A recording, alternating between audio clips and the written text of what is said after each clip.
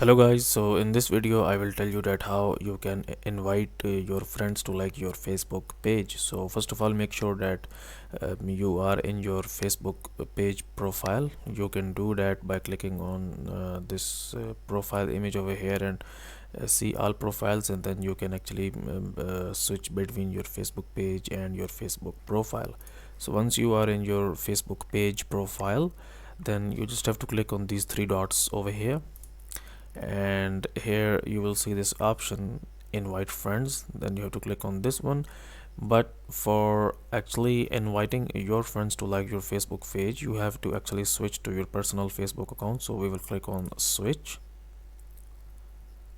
Now it's switching back to my personal Facebook account, and here you can see that it gives me the list of my friends that I not invited to like this page.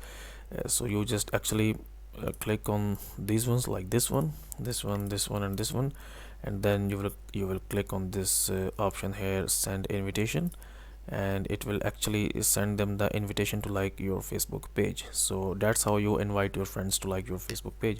So guys, if you find this video useful, kindly like this video and subscribe to my channel, and I will see you in the next video.